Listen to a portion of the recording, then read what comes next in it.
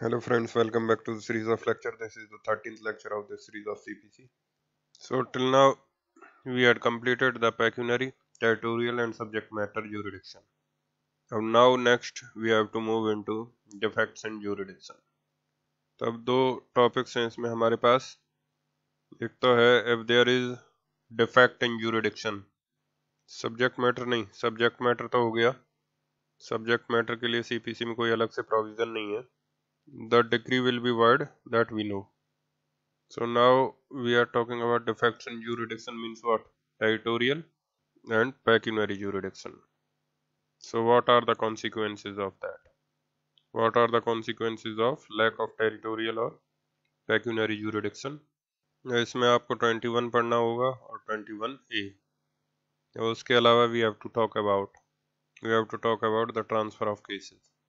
And for this you have to read 22 till 25. Transfer of civil suits, that is 22 till 25. पहले आप section 21 निकालिए. Take out section 21. Section छोटा सा है but बहुत ध्यान से समझिएगा इसे, क्योंकि एग्जाम में आपको ये परेशान कर सकता है. There may be difficult questions in exam from this. और इसमें भी third clause is relating to execution which I will not discuss right now. Basically we have to do the first and the second clause. No objection as to the place of suing shall be allowed by any appellate or revisional court.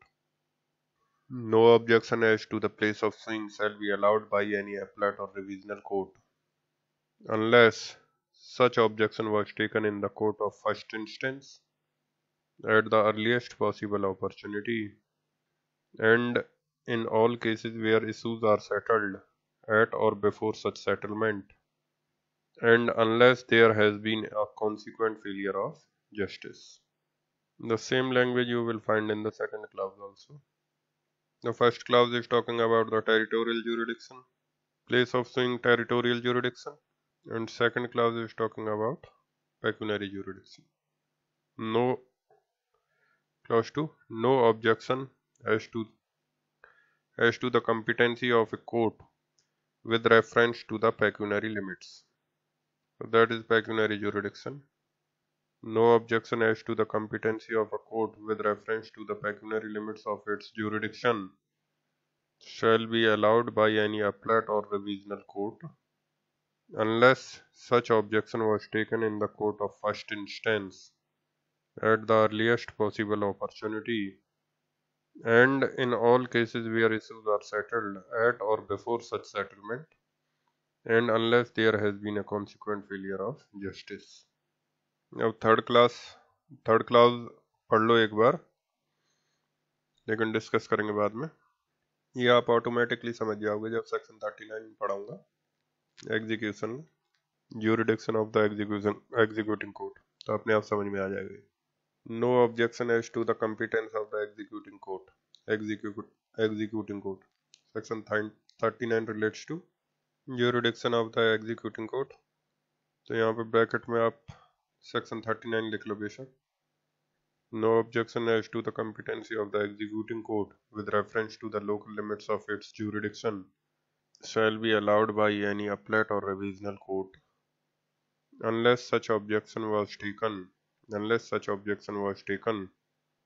the executing court at the earliest possible opportunity, and unless there has been a consequent failure of justice. So spirit is the same.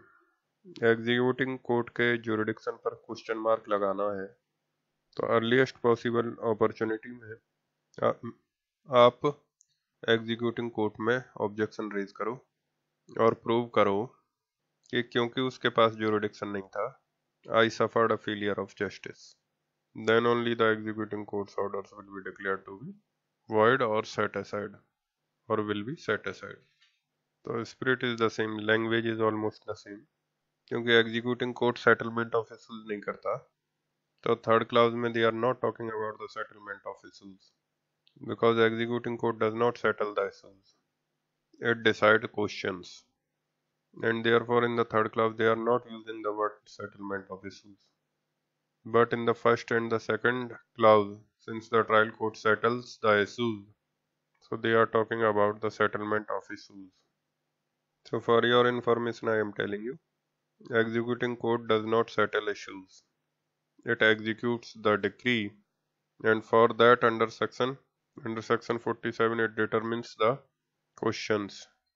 तो इसीलिए उन्होंने third clause में at or before the settlement of issues नहीं लिखा है, लेकिन first and second clause vest to the trial courts, वहाँ पर सेटलमेंट ऑफ इश्यूज होगा. Therefore they are talking about at or before the issues are settled. At or before the issues are settled. अब आप third clause को भूल जाइए, first और second पर कंसंट्रेट कीजिए. अब फर्स्ट और सेकंड क्लाउज का दोनों का लैंग्वेज तो सेम है, दोनों का लैंग्वेज सेम है, but the difference is the first clause is relates to the place of suing, and that generally we mean territorial jurisdiction. Second clause is relating to the pecuniary limits. So read first clause. No objection as to the place of suing. No objection as to the place of suing shall be allowed by any appellate or revisional court unless such objection was taken in the court of first instance at the earliest possible opportunity, and in all cases where issues are settled at or before such settlement, and in all cases where issues are settled at or before such settlement, and unless there has been a consequent failure of justice. Now what are the conditions?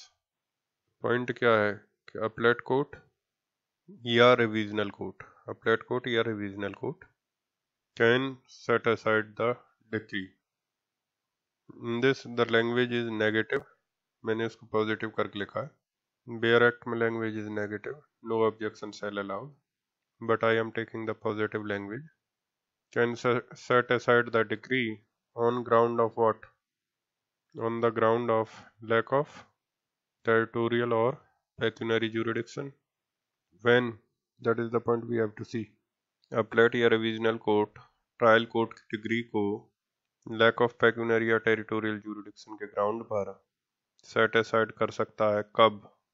देखो, एक छोटा सा point है कि trial court में defendant ने objection raise किया था. अगर ट्रायल कोर्ट में डिफेंडेंट ने ऑब्जेक्शन रेज ही नहीं किया तो फिर तो अपील में उस ग्राउंड पर वो रेमेडी नहीं ले सकता.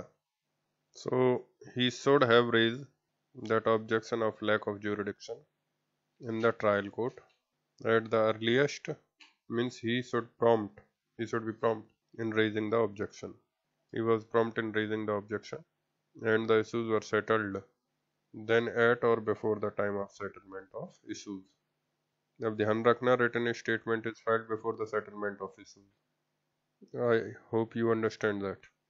Filing counter, suit numbering, office objections, summons, WS, first hearing, then thereafter settlement of issues.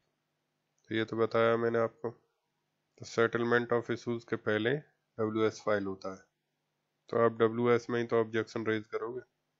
अगर WS में शुरू में नहीं किया तो बाद में अमेंडमेंट ऑफ प्लीडिंग्स करके कर सकते हो. तो लेकिन सेटलमेंट ऑफ इशूज के पहले आपको ऑब्जेक्शन रेज करना है. या तो आपने ओरिजिनल WS में आपने ऑब्जेक्शन रेज कर दिए, और या फिर आपने सेटलमेंट ऑफ इशूज के दिन और या उसके पहले आपने अमेंडमेंट ऑफ प्लीडिंग्स करके ऑब्जेक्शन रेज कर दिया.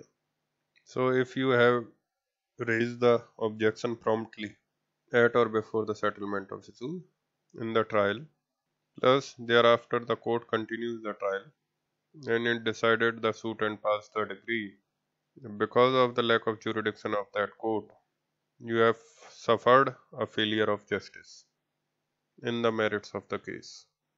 उस केस के मेरिट्स पर आपने फेलियर ऑफ जस्टिस सफर किया है. You are not able to lead your evidences etcetera.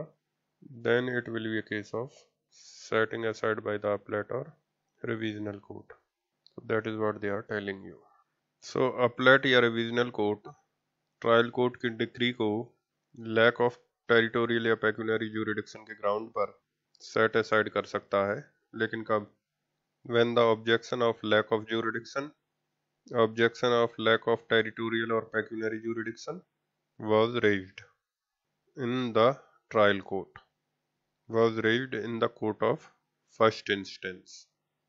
Plus the defendant should raise the objection at the earliest possible opportunity. earliest possible opportunity.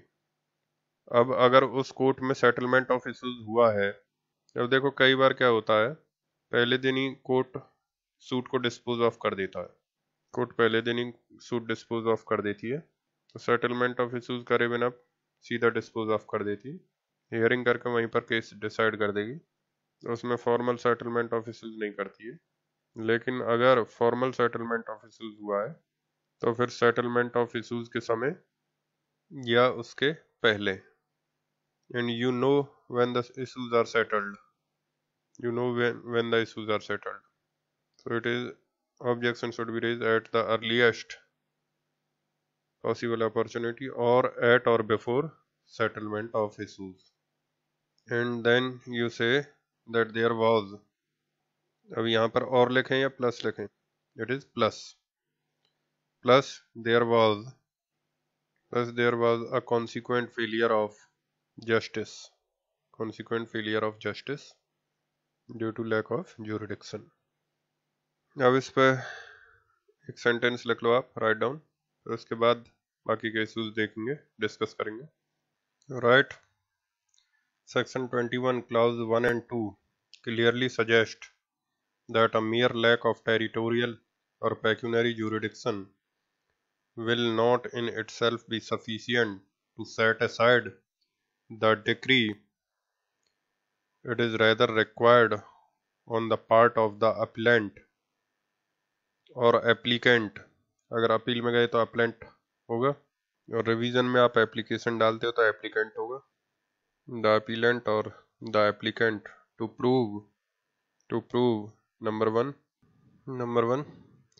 that in the trial court he had raised the objection of lack of jurisdiction, at the earliest possible opportunities, and if the issues were settled then at or before such settlement of issues। issues के बाद coma के बाद आप and लिखिए, then number two that due to the lack of jurisdiction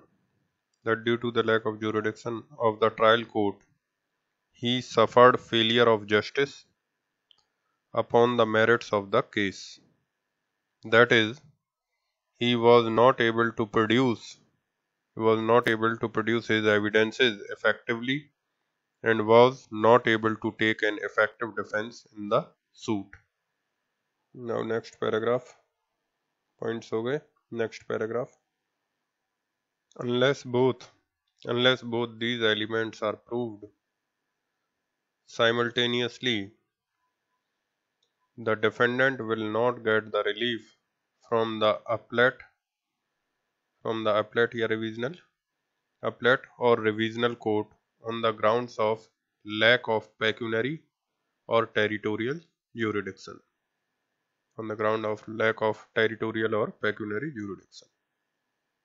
Okay, so it is saying कि section 21 clause 1 और भी clearly suggest that mere lack of territorial or pecuniary jurisdiction अगर होगा तो वो itself sufficient नहीं होगा to set aside the decree, rather it require on the part of the appellant or applicant to prove कि rather prove करना पड़ेगा appellant या applicant को, क्या prove करना पड़ेगा, that in the trial court he had risen the objection, किस चीज का objection, that there is lack of jurisdiction, और वो objection भी कब raise किया था, at the earliest possible opportunity, and if the issue were settled then at or before such settlement of issues, तो अगर इशूज सेटल होने थे उस केस में, तो जब इशूज सेटल हो रहे थे या उससे पहले रेज किया था, and then due to lack of due to the lack of jurisdiction जो हुआ है उधर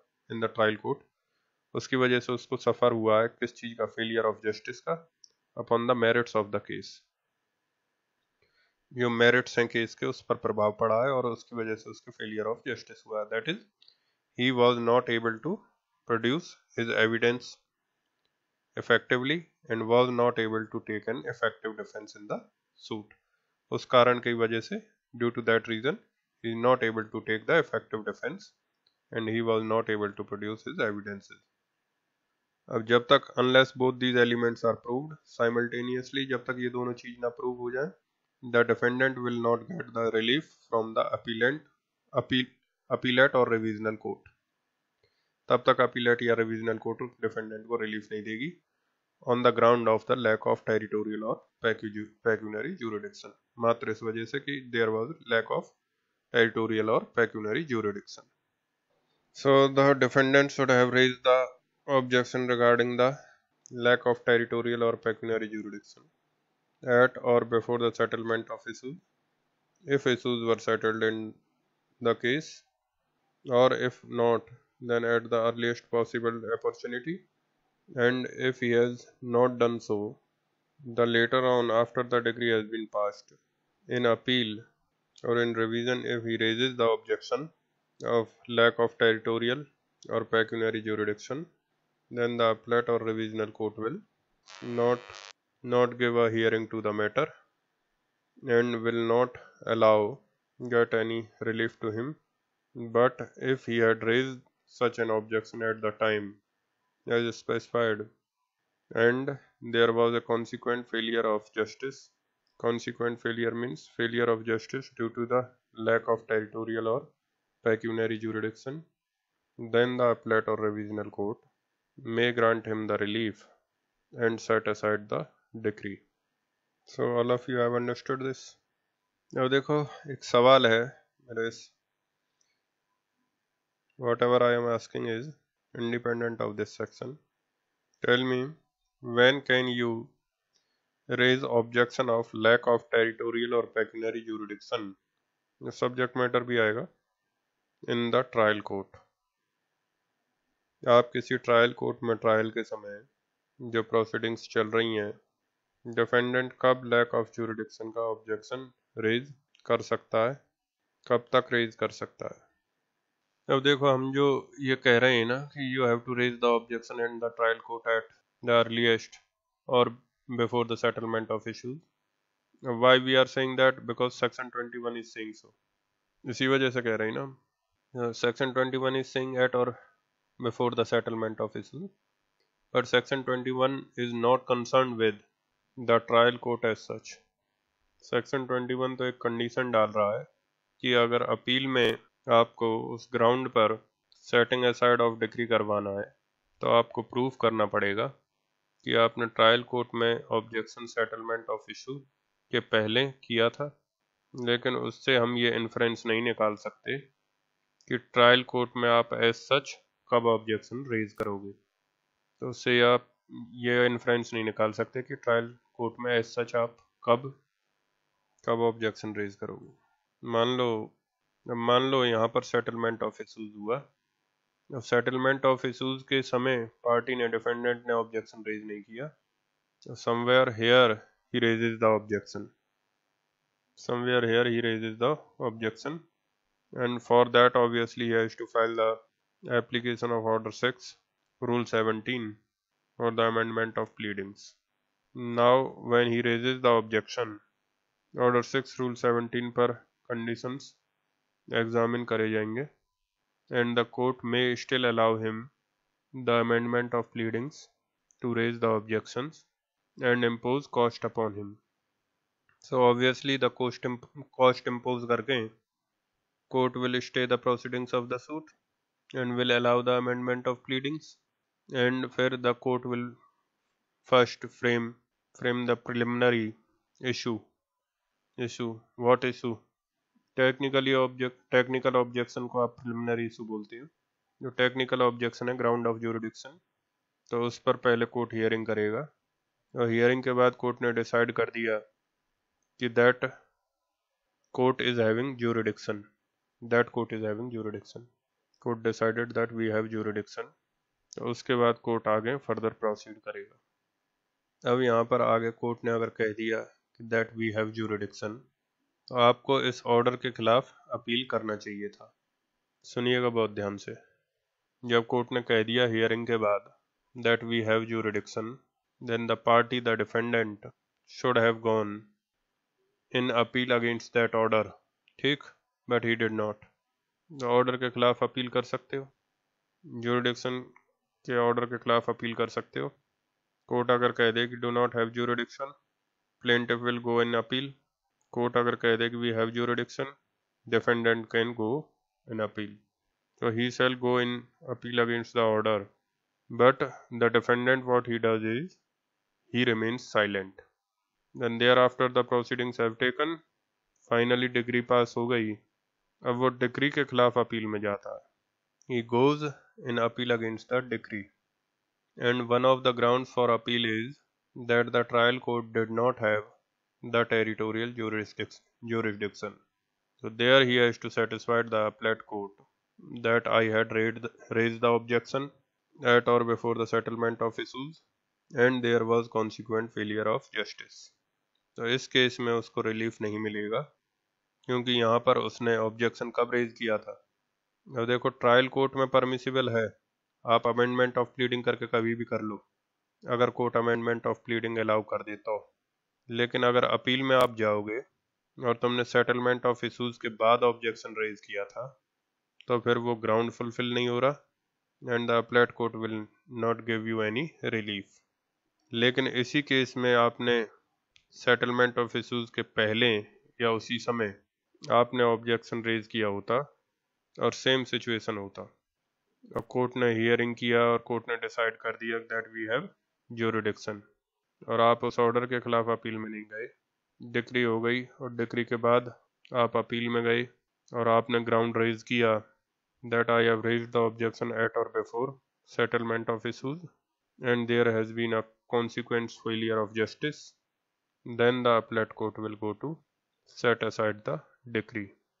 So what I am trying to tell you is that section 21 is laying down the conditions when a decree on merits and a decree on merits passed by a trial court can be set aside in appeal or revision on the ground of lack of territorial or pecuniary jurisdiction of the trial court. But section 21 does not lay down any condition regarding the issue as to when you can raise the objection in the trial court। अब trial court में आप objection कब raise करोगे, that is an independent issue.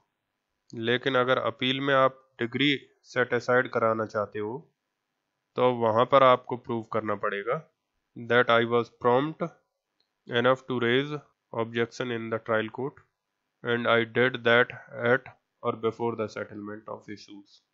लेकिन trial court, सिर्फ independent trial court की बात करो तो हर्षद चिमनलाल मोदी में it was after 8 years, and you will find many cases where the trial has commenced and then you raise objection of lack of jurisdiction, and then the court allows the amendment, and the court conducts the hearing of the issues as to whether jurisdiction is there or not।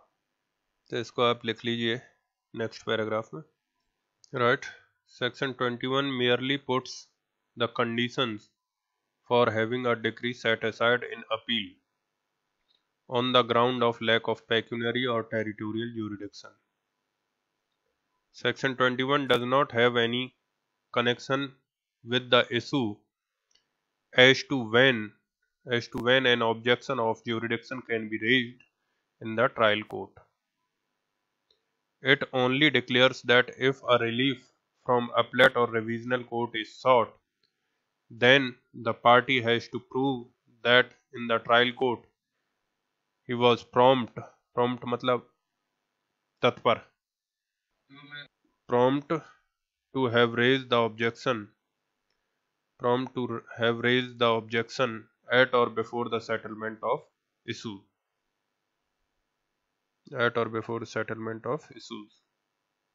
okay।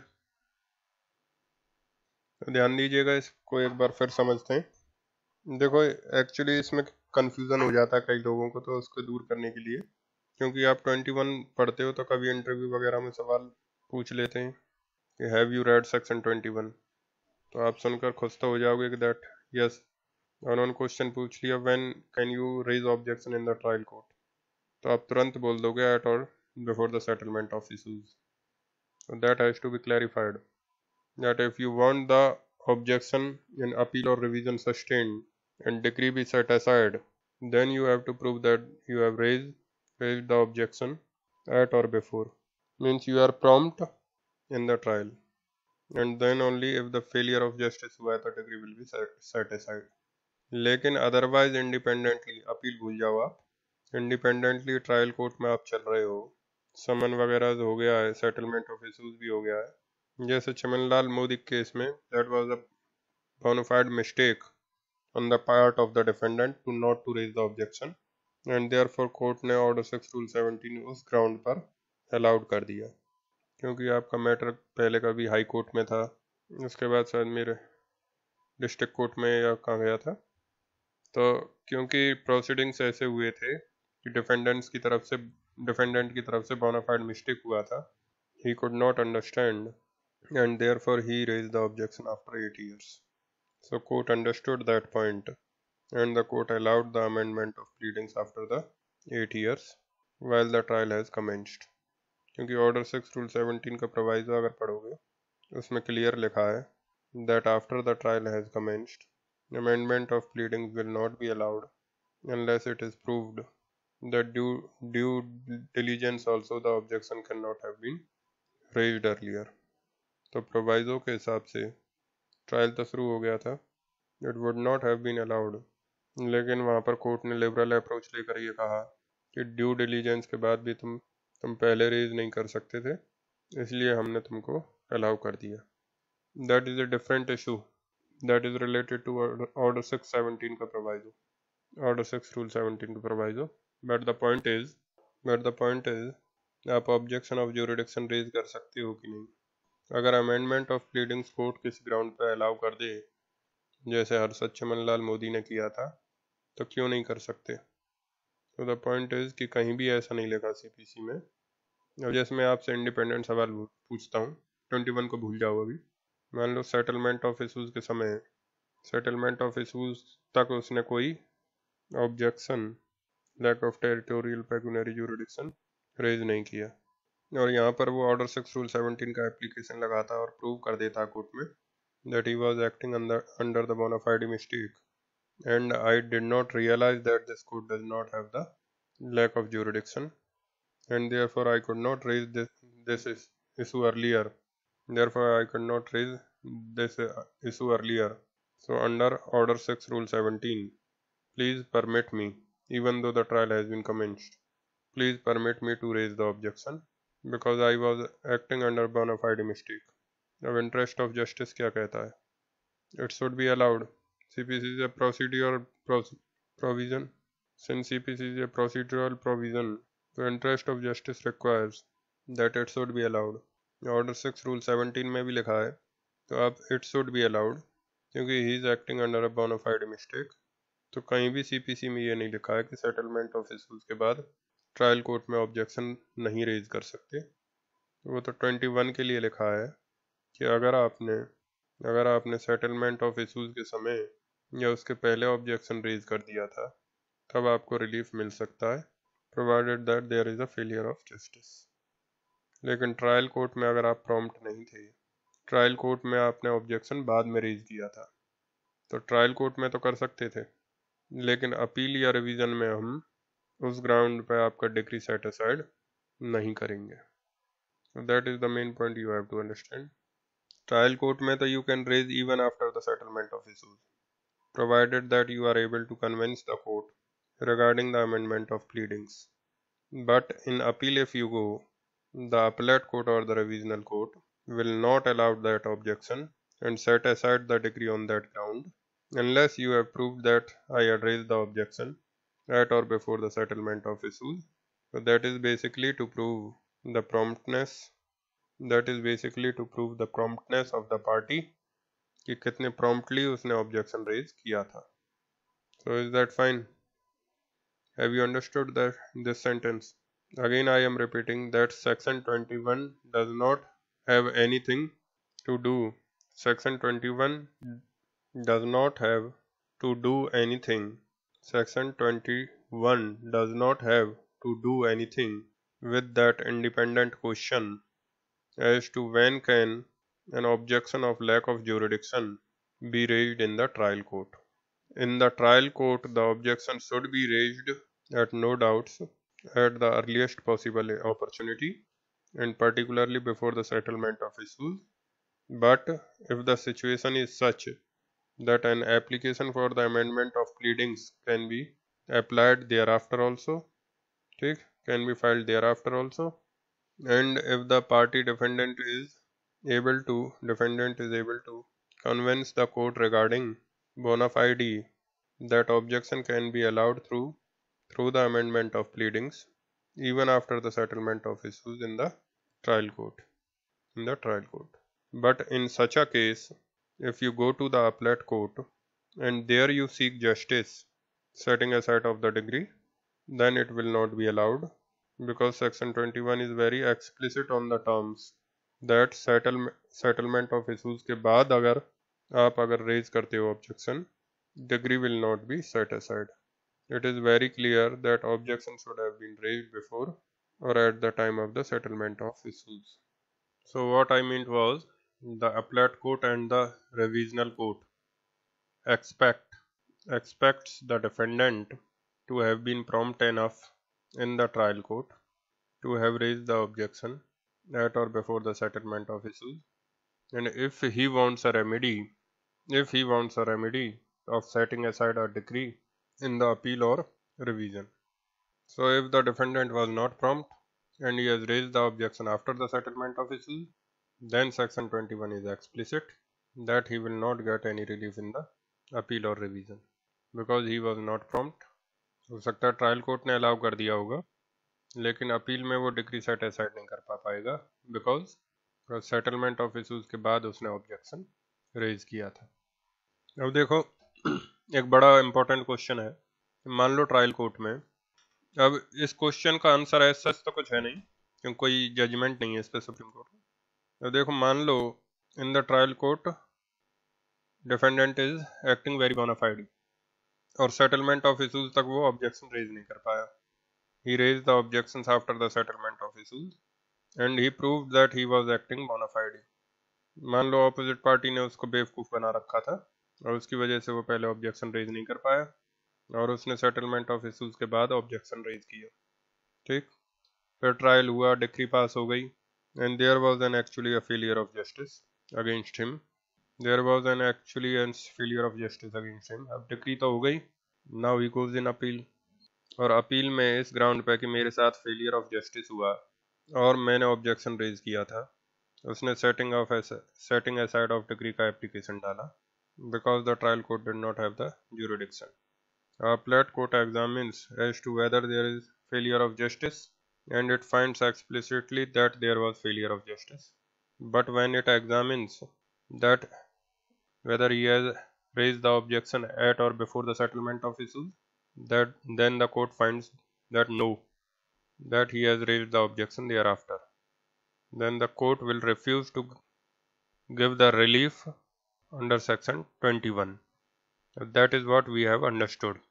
अब question ये है, is it not against the interest of justice कि simply because उसने settlement of issues के बाद objection किया आप उसको रिलीफ ग्रांट नहीं कर रहे जबकि उसके साथ एक्सट्रीम फेलियर ऑफ जस्टिस हुआ.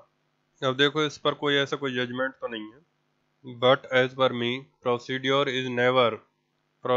Law is never to be applied in such a manner to defeats the ends of justice.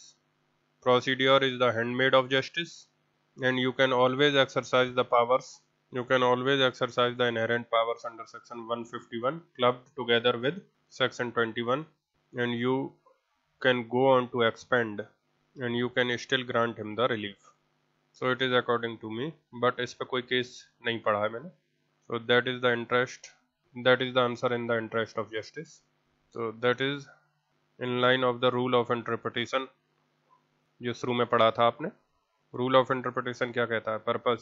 Purpose जो सिविल प्रोसीड्यूर सीपीसी को आप टेक्निकली लेकर आप इंटरेस्ट ऑफ जस्टिस डिफीट नहीं कर सकते। So if he proves he is extreme bona fide and the reasons why he does not raise it earlier, तो मेरे ख्याल से उसको 21 में फिर भी रिलीफ मिलना चाहिए, because the court can club it section 21 club together with 151 inherent powers. But आप आंसर राइटिंग में इसको नहीं लिखोगे, that is for theoretical discussion only, because we are not having any Supreme Court judgment, और ना इस तरीके का कोई क्वेश्चन आएगा इसमें। It is more of a interview kind of discussion. Mains में तो आपको यही समझना है कि ट्रायल कोर्ट में अगर प्रॉम्प्टली नहीं किया, then the decree will not be set aside in the revision and the appellate court if the objection was not raised before the settlement of issue. Okay, तो ये वाला इशू खत्म हो गया आपका। तो ट्रायल कोर्ट में आप कब रेज कर सकते हो, दैट इशू इज ओवर, आप कभी भी कर सकते हो। अब देखो आपको इसको समझना है। मान लो आपका यहाँ पर प्लेंट विलेंट फाइल हुआ and this is the point where the settlement of issues were done. अब presuming that you raise the objection at and before the time of the settlement of issue, so objection was raised by you here, objection raise कर दिया उसने, and there after court will frame what, a preliminary issue.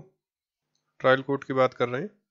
The court will frame the preliminary issue as to whether that court has jurisdiction or not.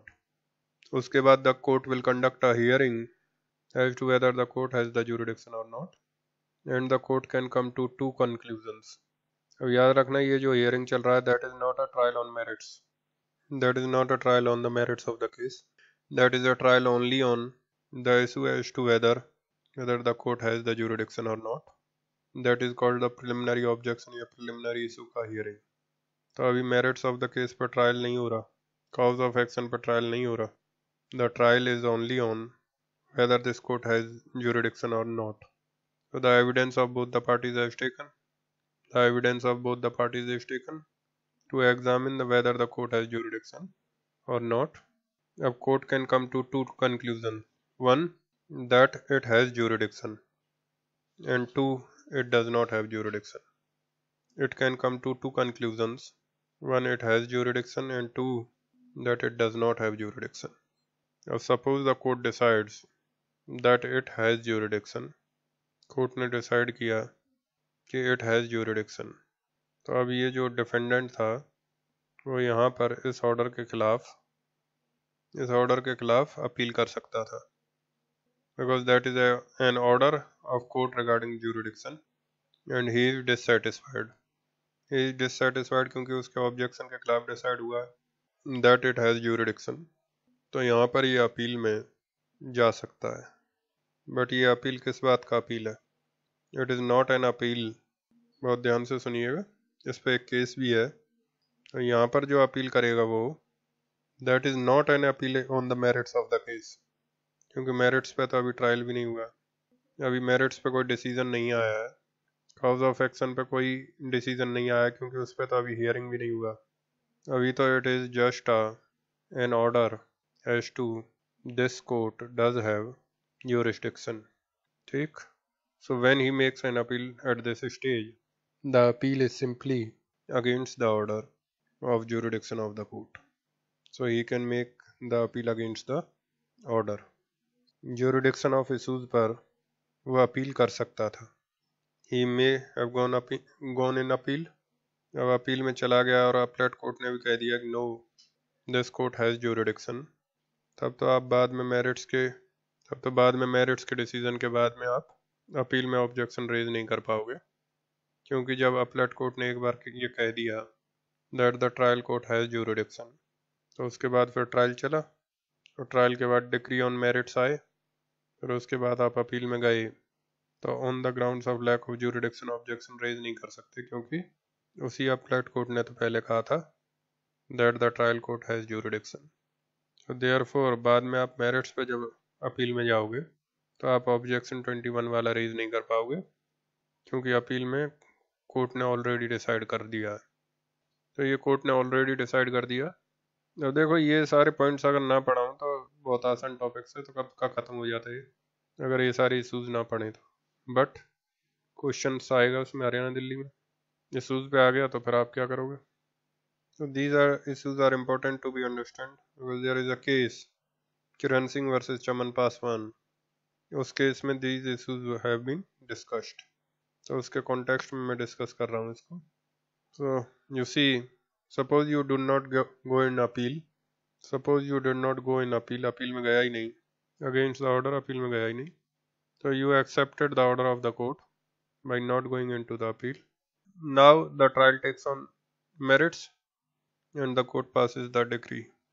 अब वो इस decree के खिलाफ appeal में जाता है, वो इस डिक्री के खिलाफ अपील में जाता है, और अपील में apart from the other grounds on merits एक ग्राउंड रेज करता है कि ट्रायल कोर्ट के पास ज्यूरिडिक्शन नहीं था, उस वजह से मेरे साथ फेलियर ऑफ जस्टिस हुआ है और आप डिक्री को सेट असाइड करो। अब इनका सवाल ये है कि जब पहले वो अपील में नहीं गया, यहाँ पे एक सवाल है रेज होता है कि पहले जब वो अपील में नहीं गया, अब वो मेरिट्स में अपील में जा रहा है, तो क्या वो ग्राउंड अलाउड होगा, उस ग्राउंड को रेज करना अलाउड होगा। मतलब पहले जब ऑर्डर हुआ था तब तो आप अपील में गए नहीं, अब मेरिट्स पे जो जजमेंट आ गया, अब तुम अपील में जाते हो और जिस बात के लिए पहले अपील कर सकते थे, जिस ऑर्डर के लिए आप अपील कर सकते थे, जिस ऑर्डर के लिए अपील कर सकते थे उस अब उसको ऑब्जेक्शन के फॉर्म में रेज कर रहे हो, then will it be allowed. Answer is yes, it will be allowed, otherwise 21 का रेलिवेंस खत्म हो जाएगा, क्योंकि 21 में वही तो ऑब्जेक्शन अलाउड होता है, आपको पहले ऑब्जेक्शन रेज करना जरूरी है। ऑब्जेक्शन के बाद कोर्ट ने डिसाइड किया होता कि मेरे पास ज्यूरिडिक्शन है, फिर आप मेरिट्स पे अपील में जाओगे, तभी तो 21 में ऑब्जेक्शन रेज करोगे। अगर हम कहते हैं कि अब अपील में अलाउड नहीं होगा, फिर तो 21 यूजलेस हो जाएगा, so it is allowed. So अब here when it is allowed, when this is allowed, now you will contend that look, I have raised the objection in the trial court at and before the time of the settlement, plus the trial court had decided that it has jurisdiction and I did not go into appeal against that, hoping that the merits will be decided properly. तो हो सकता है कोई सोच सकता है कि ठीक है आपका jurisdiction है, मैं अपील में नहीं जाऊंगा, लेकिन मेरे साथ इंटरेस्ट ऑफ जस्टिस का फेलियर नहीं होना चाहिए। But ultimately I found that there is a failure of justice against me and therefore now I raise the objection. तो अगर मेरे साथ फेलियर ऑफ जस्टिस नहीं हुआ होता तो मैं ऑब्जेक्शन रेज नहीं करता। तो जिस समय ऑर्डर आया था मैंने ये सोचा कि फेलियर ऑफ जस्टिस नहीं होगा, इसलिए मैंने उसके खिलाफ अपील नहीं किया। नाउ मेरिट्स पे मैंने देखा कि मेरे खिलाफ जस्टिस फेल कर गया and therefore I am raising that objection, so that objection will be allowed. Is that fine. अब सपोज इसमें उल्टा हो जाए, बट अब देखो that is not the issue with us, but discussion कर रहा हूँ। मान लो कोर्ट ने कह दिया that it does not have jurisdiction, the court says in the beginning after hearing that it does not have jurisdiction, trial court. अब क्या होगा, प्लेंट रिटर्न होगा। अब डिफेंडेंट को तो कोई प्रॉब्लम नहीं है, defendant is very happy and the plaint will go to the proper court for hearing. अब who will be objecting the return order, the plaintiff will object and the plaintiff will always go in appeal against the written order. जब आप order 43 rule 1 पढ़ोगे उसमें मिल जाएगा the plaintiff can go in appeal against the written order. So that is not the issue here. The issue here is regarding the defendant. तो बताने के लिए आपको बताया, अगर कोर्ट ये कह देती है कि हमारा जुरिडिक्शन है तो डिफेंडेंट अपील में जा सकता था, अगर नहीं गया ये सोचकर कि कोई बात नहीं ज्यूरिडिक्शन है आपका तो मेरिट्स पर मैं कंटेस्ट करूंगा सूट, लेकिन अंत में उसने पाया कि मेरिट्स पे मेरे साथ जस्टिस फेल कर गया, I could not able to produce my evidences, तो मेरिट्स के डिसीजन पे now he goes on to the appellate court to say that justice has failed against me and I was prompt enough to raise the objection earlier. अब the other case could be the plaintiff that the plaintiff against the plaintiff defendant objected in the court and the plaint was returned. Now the plaintiff went in appeal. अब plaintiff की appeal को सुनकर court ने कह दिया that we do not have jurisdiction, the trial court does not have jurisdiction Now the plaint is presented to the proper court, and now it will be heard into the another court. और defendant का तो कोई मतलब नहीं है, defendant का इस case में वो तो सक्सेसफुल है because his objection was sustained. मान लो कि अपलेट कोर्ट ने प्लेंटिफ के अपील में कह दिया that the trial court has jurisdiction, that the trial court has jurisdiction. ध्यान से सुनना, मान लो यहाँ पर ऑब्जेक्शन रेज हुआ, here objection was raised bye whom? by defendant, and on objection the court passes the written order, and then after the plaintiff goes in appeal, जाएगा ना appeal में against the written order. Now the appellate court decides that the trial court has jurisdiction.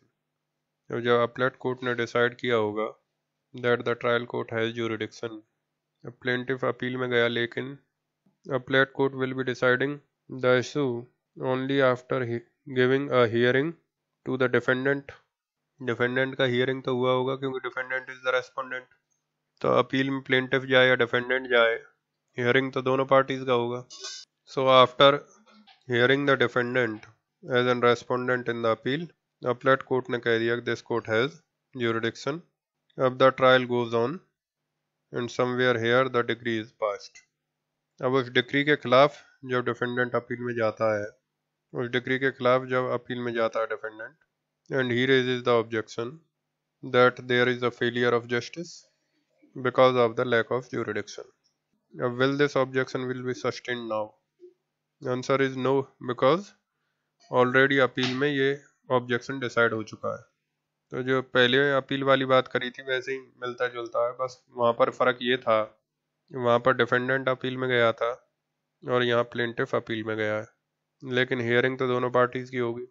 तो एक बार अपलेट court ने उस order के खिलाफ सुन लिया दोनों पार्टीज को, तो अब डिक्री के खिलाफ अपील में the court will not conduct the hearing, क्योंकि 21 वहाँ पर नहीं लगेगा।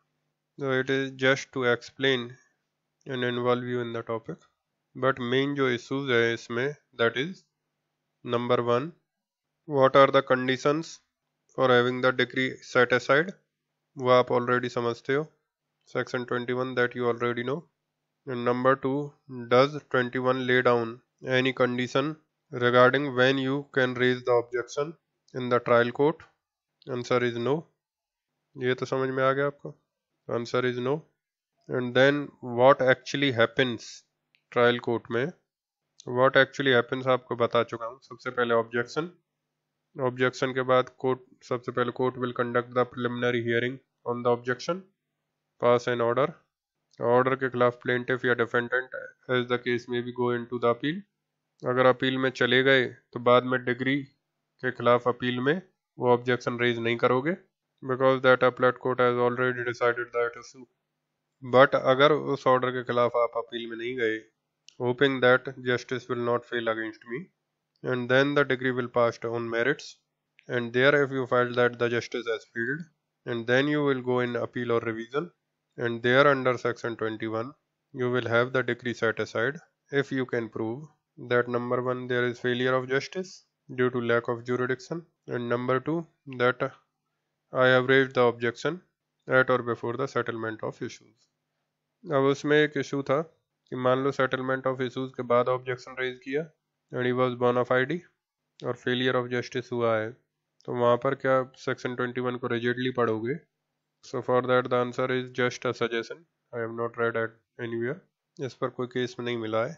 The answer was just a suggestion that you cannot be extremely rigid to the ends of defeating the ends of justice in a civil proceeding, and therefore you can be in specific cases if the bona fide of the parties is proved. You can be flexible and you can read section 21 read with 151. तो देखो एक question है आपके लिए, suppose this is the settlement of issues, after that the hearing of jurisdiction is done, the court decides that it has jurisdiction. अब against this order of the court the defendant goes in appeal, against this order the defendant goes in appeal. My question to you is, in this appeal can he raise the objection of section 21? कि 21 इस appeal में लागू होगा।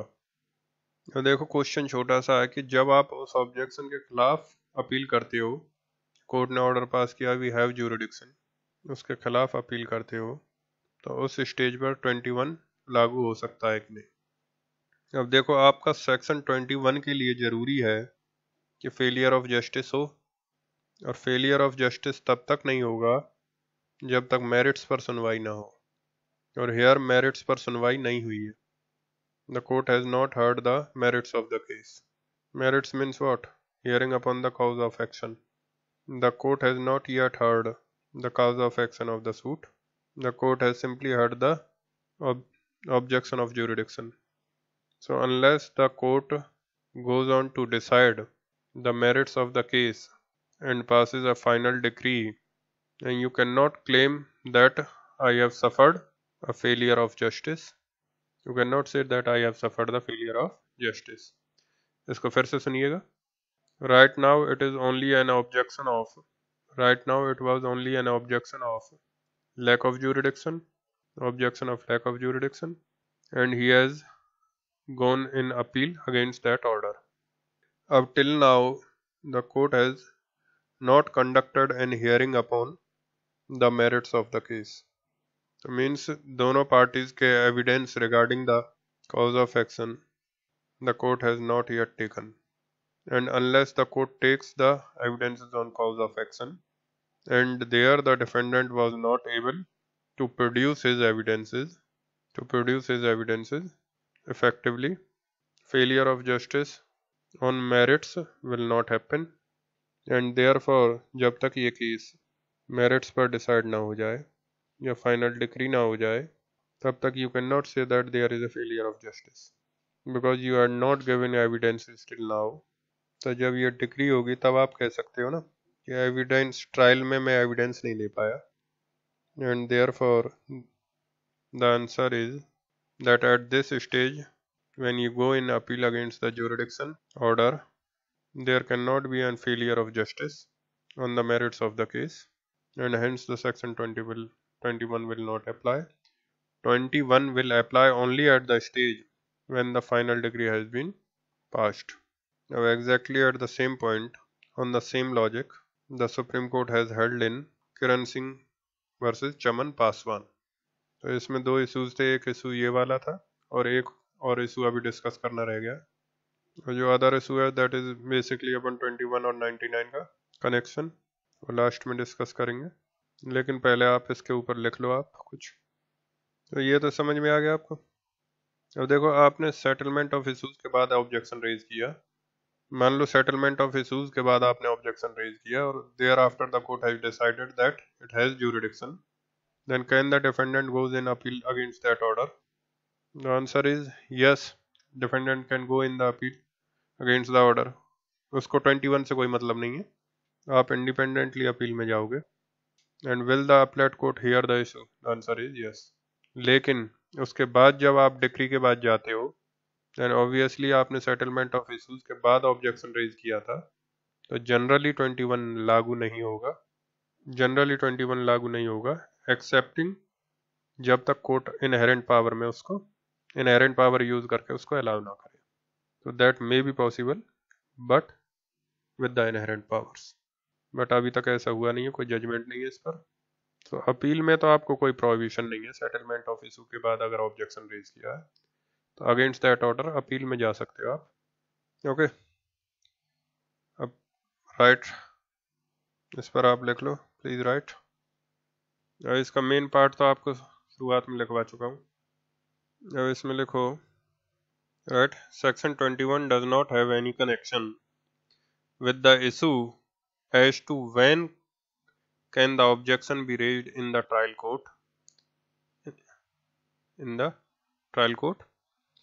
trial court per se, if the amendment of pleading is allowed, the objection can be allowed even after the settlement of issues. ये आप पहले लिख चुके हो, अब नेक्स्ट पैराग्राफ में जाओ। In the trial court, if the objection is raised at or before the settlement of issues and the court decides that it has jurisdiction, then the defendant has two options. Number one, so in the trial court, if the objection is raised at or before the settlement of issues and the court decides that it has jurisdiction, then the defendant has two options. Number one, he may not go in appeal against the order and continue with hearing on merits in the same court. And after the decree against him is passed, he may go in appeal claiming a setting aside of the decree as per section 21. He is not going in appeal against the order will not take away his right to raise the objection under section 21. So I told you that he can always hope that the justice will not fail against. So if he not going in appeal against the order will not take away his right to raise the objection under section 21. So now the second point, he may matlab defendant, he may go in appeal, he matlab defendant may go in appeal against that order and the appellate court may after conduct a hearing decide that the trial court does have jurisdiction. I hope you appreciate. Court may after conduct a hearing decide that the trial court does have jurisdiction.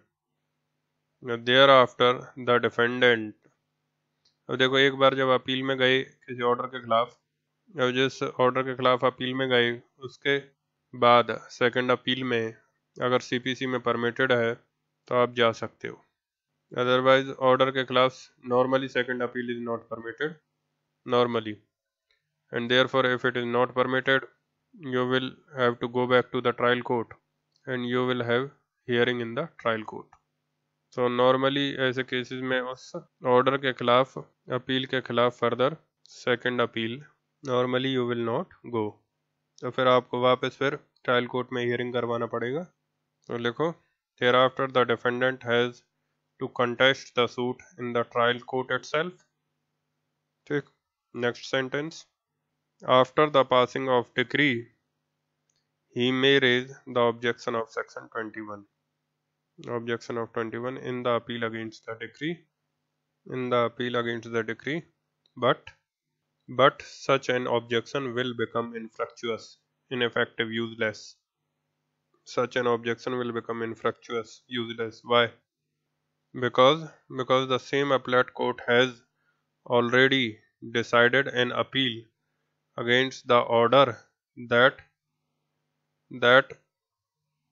does have it मतलब trial court does have the jurisdiction. Appeal against the order that the trial court does have jurisdiction. ये समझ में आया आपको? अब इसके बाद एक लास्ट इशू बचता है कि ऑर्डर के खिलाफ अगर अपील में जाओगे वहाँ पर 21 लगेगा कि नहीं, जो लास्ट अभी डिस्कस किया था उस पर आप लिख लीजिए, एक केस लिख लीजिएगा. अब देखो सेटलमेंट ऑफ इशूज मैंने आपको बताया, लेकिन जो डिटेल में हम पढ़ेंगे वो जब टॉपिक आएगा उधर.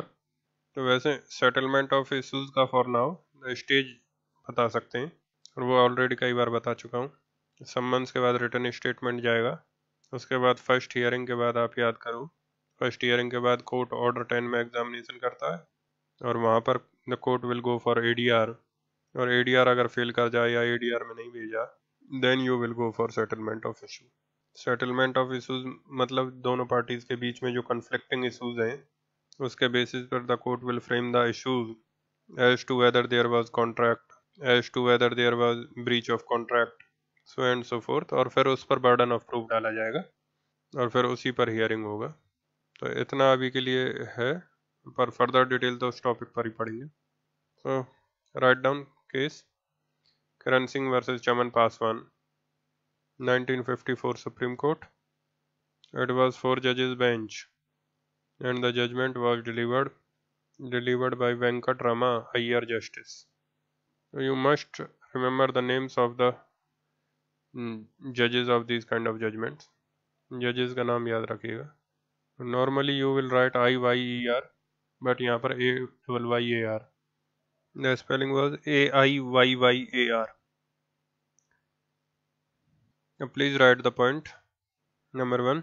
It was held that Section 21 applies only when there is a judgment on the merits of case, as there cannot be a failure of justice unless there is trial on the merits of the case. Therefore, if an appeal is filed against the order of jurisdiction, then that is not a stage when merits of the case has been heard or decided, and hence there cannot be a failure of justice at that stage, and Section 21 will not apply. Fine, that's all.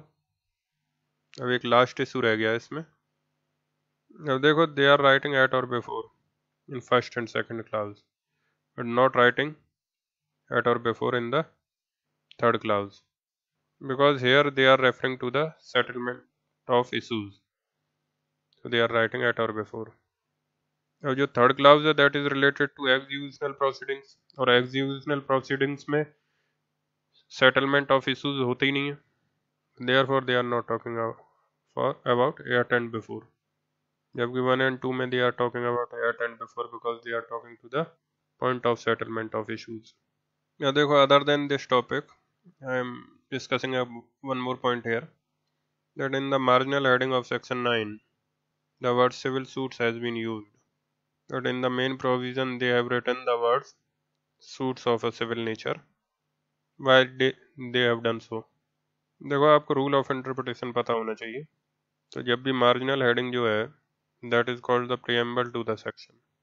आपको जब मैंने constitution पढ़ाया था तो article discuss किए थे 29 के समय, ये पॉइंट बताया था, rule of interpretation. So the marginal heading of any section is called the preamble to that section, and that is not the governing provision. That is only an introduction to the section. Of the law which actually applies is the language of the main section. जो marginal heading लिखते हैं that is the brief summary of the section. It is an just introduction of the section. That is not the operational provision. Operational provision is that whatever written in the main section. Marginal heading में जो civil suits लिखा है that was the matter of choice for the legislature that whatever they have framed. तो वो चाहते तो suit of civil nature marginal heading में लिख सकते थे. तो अगर सिविल सूट अगर लिख भी दिया है तो that does not affect the language of the main section. तो मेन सेक्शन में अगर सूट ऑफ सिविल नेचर लिखा है तो that is the operational provision. अब क्यों लिखा civil suit, that is the matter always asked by the parliament whenever the CPC was framed, but they could always written the suit of civil nature. But अगर suit of civil nature नहीं लिखा है that does not mean कि main section में जो suit of civil nature लिखा है that has to be read as civil suit, because the marginal heading is only a preamble and not a operational provision. So whatever language has used in the main section, that will be the operational provision. So suit of civil nature is the operational provision. So that is the rule of interpretation. सब जगह यही apply होगा. अब come back to this topic only. और last issue देखिएगा. अब last issue के लिए please take out the section 99 of the CPC. This issue was also there in Kiran Singh versus Chaman Paswan. तो इसमें दो पॉइंट्स हैं. एक तो ये वाला पॉइंट है लिख चुके हैं हम, और एक और पॉइंट है जो हम डिस्कस कर रहे हैं 99. अब 99 में पूरा था, अभी आपको नहीं पढ़ना है. तो 99 में याद रखना, it is section on appeal. It is saying no decree shall be reversed or substantially varied nor shall any case be remanded in appeal on account of any misgender or non-gender of parties or causes of action or any error, defect or irregularity in any proceedings in the suit not affecting the merits of the case or the jurisdiction of the court. अब हमको तो यहाँ पे सिर्फ jurisdiction से मतलब है. We are concerned about the jurisdiction only pecuniary or territorial. अगर छोटा करके पढ़ें तो इसको तो कैसे पढ़ोगे? No decree shall be reversed or substantially varied, nor shall any case be remanded in appeal on account of any error, defect or irregularity not affecting the jurisdiction of the court. I just made it short. फिर से पढ़ रहा हूँ. No decree shall be reversed or substantially varied, nor shall any case be remanded in appeal on account of any error, defect, or irregularity in any proceeding not affecting the jurisdiction of the court. मतलब कोई भी decree appeal में set aside नहीं होगा किसी defect की वजह से तब तक जब तक कि वो कोर्ट के ज्यूरिडिक्शन को अफेक्ट ना करता हो. यही मतलब निकला कि किसी कोर्ट की डिक्री अपील में सेट असाइड इस ग्राउंड पर नहीं होगी कि तब तक कि जब तक उस इरेगुलरिटी की वजह से कोर्ट का ज्यूरिडिक्शन अफेक्टेड ना हो. तो इसको अगर पॉजिटिव लैंग्वेज में पढ़ो तो ये क्या लिख रहे हैं कि अगर कोर्ट का ज्यूरिडिक्शन अफेक्टेड होता हो तो अपलेट कोर्ट डिक्री को सेट असाइड कर देगा या कर सकता है. क्या लिख रहे हैं, ये कर देगा या कर सकता है. तो देखो, कर देगा अगर बोलोगे तो कुछ और मतलब निकलेगा. इट इज कर सकता है. मतलब आपसे सवाल है कि जो लैंग्वेज मैंने अभी आप पढ़ा कि आप अपील में गए, अपील ने अपलेट कोर्ट ने पाया कि ट्रायल में कुछ इरेगुलरिटी हुई थी जिसकी वजह से आपका जो कोर्ट का ज्यूरिडिक्शन है वो नहीं था. तो क्या उस लैक ऑफ ज्यूरिडिक्शन के ग्राउंड पे अपलेट कोर्ट डिग्री को सेट असाइड कर सकता है? आंसर इज यस, कर सकता है. लेकिन क्या ऐसा लिखा है कि लैक ऑफ ज्यूरिडिक्शन है तो अगर लैक ऑफ ज्यूरिडिक्शन है तो डिग्री को सेट असाइड कर ही देगा? नहीं. So this was the conflict. What issue there was in Kiran Singh versus Chaman Pasman was, ध्यान से सुनिएगा इसको. The objection raised was, on the one hand, Section 21 says that the appellate court shall not set aside the decree only on the ground of lack of jurisdiction unless the requirements of raising the objection at or before the settlement of issues and the failure of justice is proved. जबकि दूसरी तरफ contention ये था कि that section 99 says that कि अगर lack of jurisdiction था then the appellate court shall set aside the decree. So is it not a conflict between 99 and 21?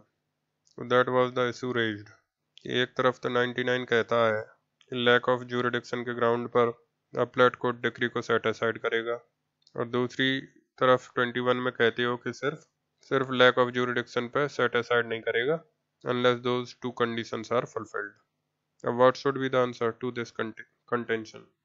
फिर से सुनो कंटेंशन को. The objection is that 99 on one hand says, इसको आप लिख लो, ये सेकंड पॉइंट है करण सिंह वर्सेस चमन पासवान का.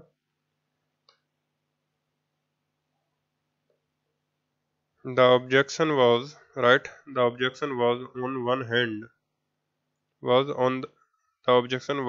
on one hand section 99 requires the appellate court to set aside the decree on the ground of lack of jurisdiction, and on the other hand section 21 requires that unless the two conditions are not satisfied the decree shall not be set aside. Thus it was contended that there is conflict between section 21 and section 99. अब इसका answer आप बताओ. अब देखो section 99 क्या कहता है कि अपलेट कोर्ट सिर्फ इस ग्राउंड पर कि कोई इरेगुलरिटी थी डिग्री को सेट असाइड नहीं करेगा तब तक जब तक कि वो केस के मेरिट्स को अफेक्टेड ना कर दे या फिर ज्यूरिडिक्शन को अफेक्टेड ना करे. लेकिन 99 कहीं भी ये नहीं कहता. Section 99 is in negative language because it is starting with no decree shall be set aside, no decree shall be reversed or substantially varied or remanded back to the trial court. So means what? Language is negative. So negative language में कह रहे हैं the degree shall not be set aside merely on the ground of any irregularity etc. unless it affects the jurisdiction and merits of the case. ठीक. अब point ये है कि इसका जब पॉजिटिव लैंग्वेज करोगे तो कोर्ट सेट असाइड नहीं करोगे. जब पॉजिटिव करोगे तो the court shall set aside नहीं लिखोगे. You will write the court may set aside. So the positive language is not the court shall. It is the court may set aside the decree if it finds that there is an irregularity on the basis of there was a lack of jurisdiction or failure of the merits of the case। ठीक, तो एक तरफ 99 कहता है कि jurisdiction नहीं था trial court का, तो उस ग्राउंड पर अपलेट कोर्ट डिक्री को सेट असाइड कर सकता है, ये नहीं लिखा है कि कर ही देगा। और 21 क्या कहता है कि आप तब तक नहीं करोगे जब तक ये दो कंडीशन फुलफिल ना हो जाए। तो दोनों में कॉम्प्लीमेंटैरिटी है कि नहीं। अब जैसे फॉर एग्जांपल से किसी टीचर को बोला गया कि आप सीपीसी की क्लास ले सकते हो, इंस्टीट्यूशन परमिट्स यू कि आप सीपीसी की क्लास ले सकते हो, लेकिन एक कंडीशन है कि आप क्लास तब तक शुरू नहीं करोगे जब तक सारे बच्चे आ ना जाएं। तो दोनों में कन्फ्लिक्ट तो नहीं है, दोनों एक दूसरे को कॉम्प्लीमेंट कर रहे हैं। आप डिग्री को सेट असाइड कर सकते हो on the ground of lack of jurisdiction, लेकिन कब? जब सेटलमेंट ऑफ इश्यूज के समय या पहले ऑब्जेक्शन रेज हुआ हो, और दूसरा there was failure of justice. These two are not conflicting provisions, these are complementary, so these two are complementary, not conflicting। ठीक, तो अब इस पे लिख लीजिए आप, write down, these two provisions are not opposite to each other, these two provisions are not opposite to each other, rather section 99 is merely an enabling provision। enabling you understand कि आप कर सकते हो, enabling सामर्थकारी। section 99 is merely an enabling provision which enables the appellate court to set aside the decree on the lack of jurisdiction, which enables the appellate court to set aside the decree on the ground of lack of jurisdiction, on the ground of lack of jurisdiction, but it does not mandate the court to do so। mandate तो नहीं है, it does not mandate the court to do so। If section 21 on the other hand has a complementary provisions puts two conditions for such setting aside, there is no conflict between the two, rather section 21 complements section 99। तो समझ में आ गया। So these are all the issues of section 21 covered। So that's it for this topic,